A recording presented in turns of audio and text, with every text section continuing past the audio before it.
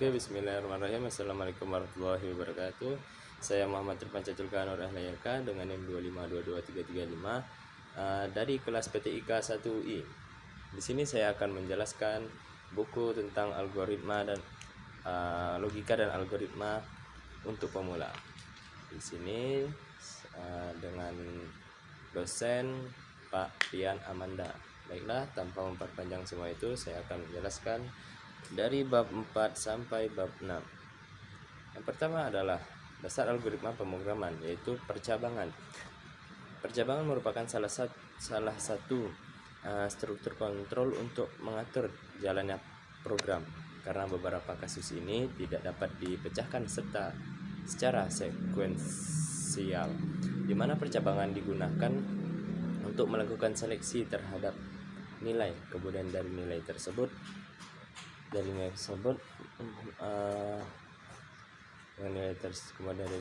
akan menjalankan perintah atau sistem di bawahnya berdasarkan pada nilai. Dan selanjutnya di sini dalam percabangan memiliki jenis-jenis percabangan dan implementasinya. Percabangan atau branching pada rumpun bahasa C memiliki dua macam jenis, yaitu percabangan bersyarat dan percabangan tidak bersyarat, di mana pada percabangan bersyarat memerlukan nilai pada kondisi tertentu untuk menentukan sistem mana yang akan dijalankan, sedangkan pada percabangan yang tidak bersyarat tidak memerlukan nilai tertentu atau menjalankannya. Yang pertama adalah percabangan bersyarat. Pada percabangan bersyarat secara garis besar dibagi menjadi dua, yaitu percabangan dengan menggunakan if dan switch case. Berikut penjelasan secara pada masing-masing percabangannya. Yang A, percabangan if. Percabangan if ini merupakan bentuk percabangan yang paling sederhana, karena hanya akan menghasilkan nilai true dan false, di mana struktur if akan melakukan perintah pada blok perintah apabila nilai pada syarat terpenuhi. Yang B adalah switch. Perintah switch atau case pada dasarnya sama dengan perintah if, hanya pada perintah di setiap case harus diakhiri dengan break. Hal ini bertujuan untuk memisahkan antara satu case dengan yang lainnya. Dan pada perintah switch case akan menseleksi nilai dari variabel terhadap nilai case-nya. Yang kedua adalah percabangan tak bersyarat. Berbeda dengan bentuk percabangan sebelumnya, untuk bentuk percabangan yang kedua ini adalah percabangan yang tak bersyarat, di mana dalam aplikasinya akan mengarahkan eksekuensi program ke lain program yang dituju dan menggunakan perintah goto. Namun fungsi ini hanya berjalan di PHP versi 5.3. Dan selanjutnya adalah setelah percabangan ada juga perulangan. Perulangan atau yang disebut juga loop adalah perintah program yang berfungsi untuk mengulang beberapa baris kode program atau perintah sampai pada batas yang telah ditentukan. Untuk membuat perintah perulangan, setidaknya kita harus mengetahui 3 komponen yang harus ada di dalam perulangan tersebut, yaitu yang pertama adalah kondisi pada saat awal perulangan, yang kedua adalah kode program atau perintah yang akan diulang, yang ketiga adalah kapan perulangan itu akan berhenti. Penggunaan perulangan dalam bahasa pemrograman dapat memberikan efisiensi dan memperpendek kode program, karena dengan menggunakan perulangan, proses yang dilakukan berulang, misalnya menuliskan huruf A sampai 500 dapat dituliskan dengan beberapa baris coding saja. Secara proses looping atau perulangan dibedakan menjadi dua jenis, yaitu looping yang jumlah kali perulangannya sudah diketahui terlebih dahulu. Yang kedua adalah looping yang jumlah kali perulangannya belum diketahui kapan dia akan berhenti. Dan di sini ada juga perulangan secara umum memiliki dua struktur. Yang pertama adalah kondisi perulangan, yaitu kondisi yang harus dipenuhi agar perulangan dapat dilakukan, biasanya berupa ekspresi boolean. Yang kedua adalah bagian perintah coding yang akan diulang. Dan di sini ada jenis perulangan dan implementasinya. Beberapa jenis model perulangan yang umum digunakan oleh pemrograman menggunakan PHP atau jenis pemrograman lainnya ada sebagai berikut. Yang pertama adalah while, do while, for, nested loop, atau perulangan bersarang. Perulangan while di sini adalah seperti pada penjelasan sebelumnya. Struktur perulangan while digunakan untuk kondisi perulangan yang banyaknya perulangan tidak diketahui sebelumnya atau tidak dapat dipastikan pada saat kode pemrograman itu dituliskan. Yang kedua adalah sistem do while. Perintah looping dengan while dan dengan perintah do while pada prinsipnya hampir sama. Yang membedakan hanya pada kapan pengecekan kondisi perulangan itu dilakukan. Pada struktur perulangan while, kondisi perulangan diperiksa di awal sehingga apabila kondisi tidak dipenuhi sejak awal, maka perulangan tidak akan dilakukan sama sekali. Yang ketiga adalah perulangan for. Perulangan for digunakan apabila sudah diketahui berapa kali kita akan melakukan perulangan tersebut.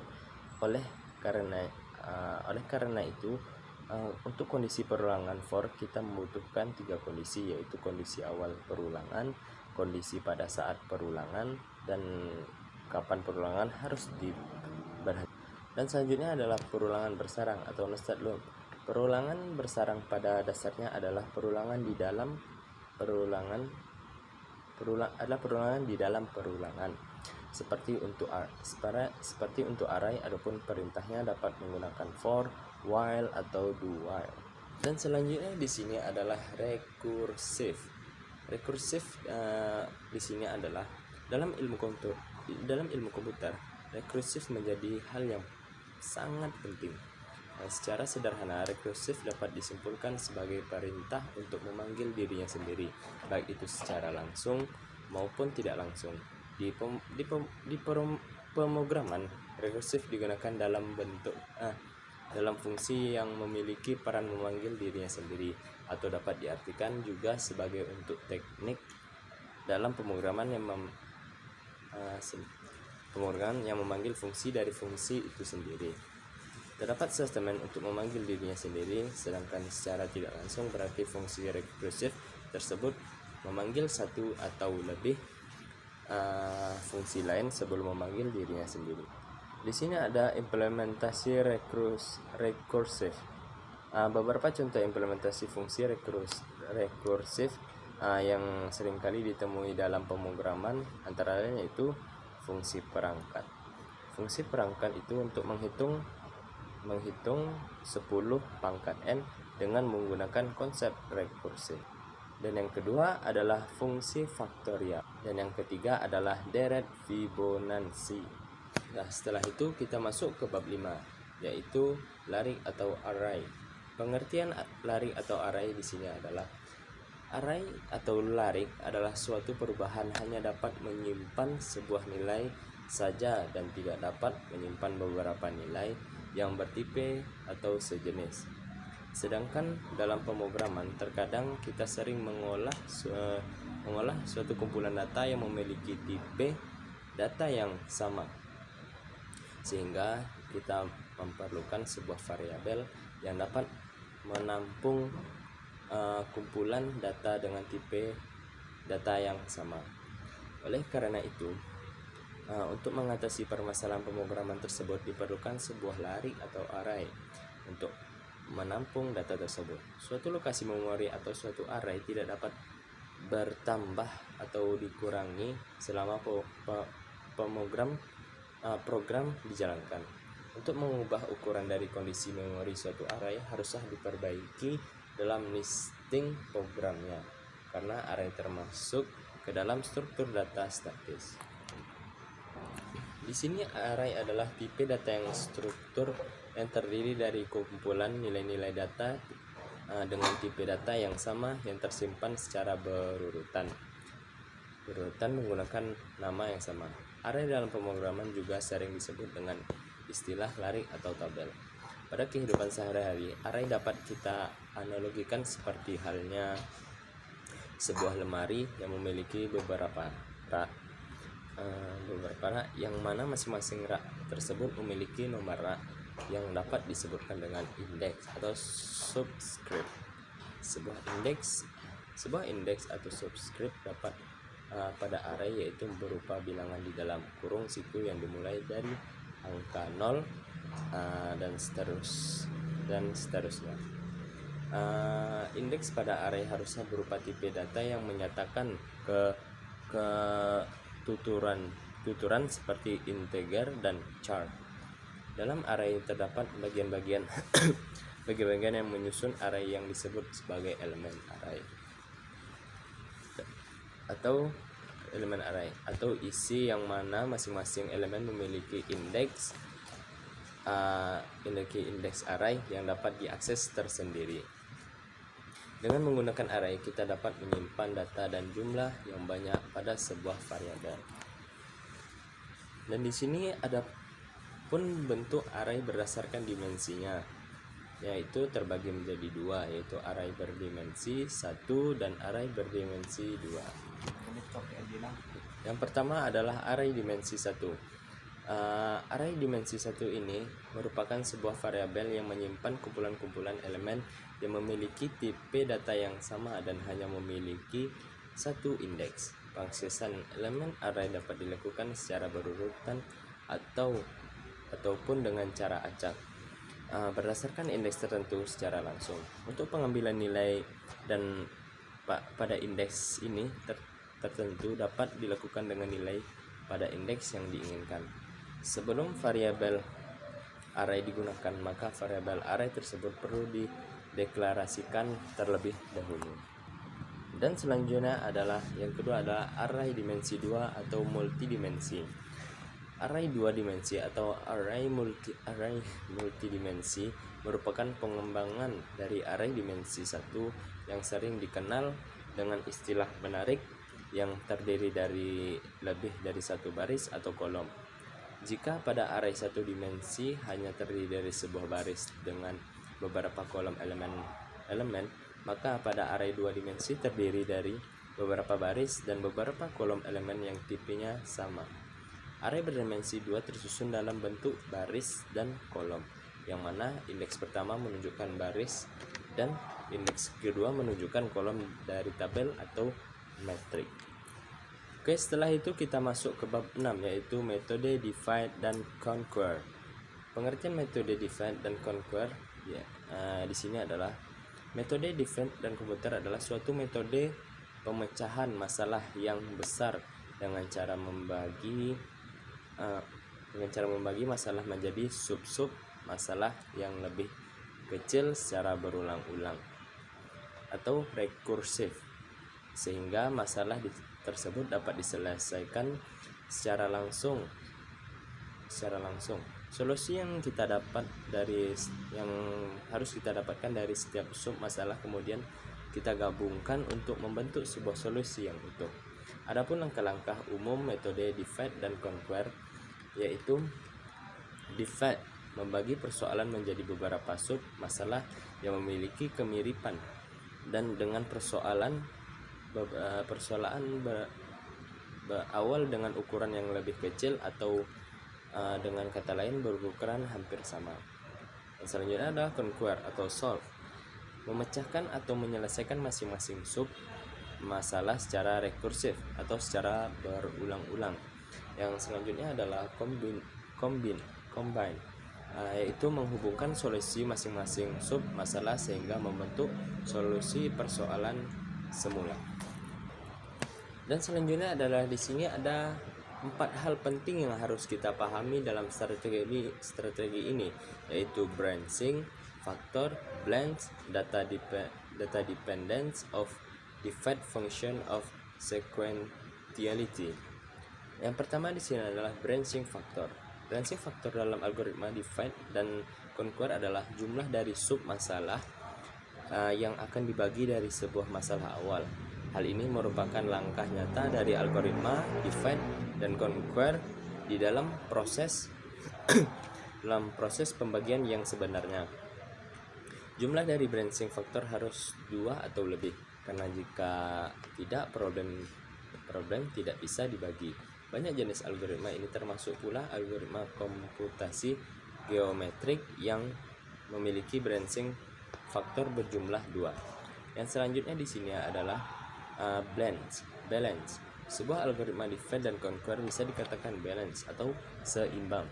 Jika masalah awal dibagi menjadi sub-sub masalah dengan ukuran yang sama, dengan kata lain jumlah dari keseluruhan ukuran sub yang sama, dengan kata lain jumlah dari keseluruhan ukuran sub masalah yang sama dengan ukuran masalah awal.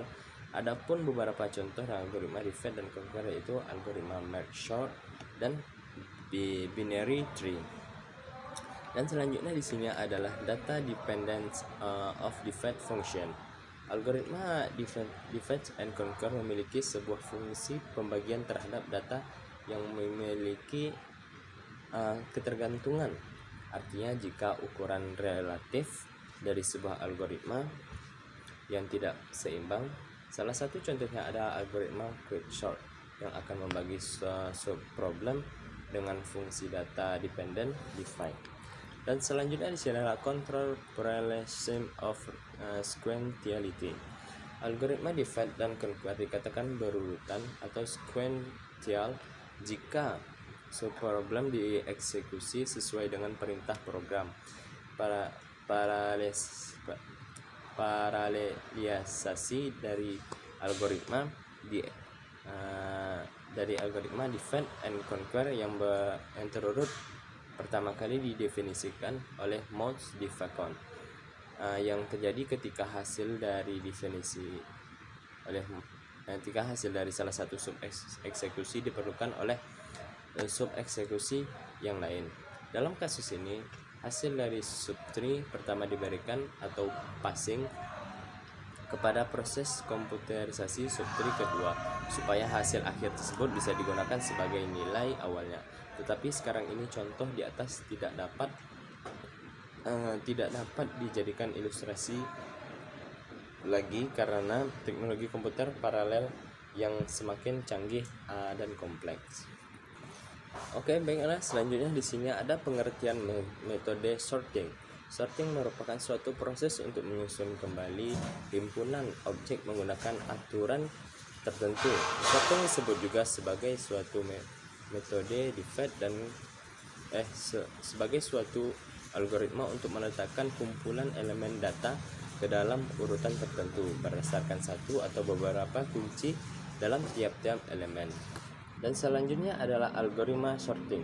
Algoritma sorting adalah kumpulan langkah sistematis atau secara berurutan untuk memperoleh hasil yang diinginkan. Salah satu contoh dari algoritma sorting ini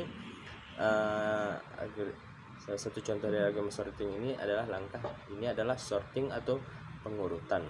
Dan selanjutnya adalah algoritma selection sort. Selection sort merupakan algoritma sederhana yang berbasis perbandingan dengan memilih elemen dengan nilai paling rendah dan menukar elemen yang terpilih dengan elemen ke i. Nilai i dimulai dari 1 ke n, di mana n adalah jumlah total elemen dikurangi 1. Dan selanjutnya ada algoritma insertion sort. Salah satu algoritma sorting yang paling sederhana adalah insert sort. Algoritma insertion sort ini pada dasarnya memilih data yang akan diurutkan menjadi dua bagian, yang belum diurutkan dan yang sudah diurutkan. Dan selanjutnya adalah algoritma quicksort. Quicksort adalah algoritma penyortiran yang sangat efisien dan didasarkan pada pemartisiannya array data menjadi array yang lebih kecil. Sebuah array besar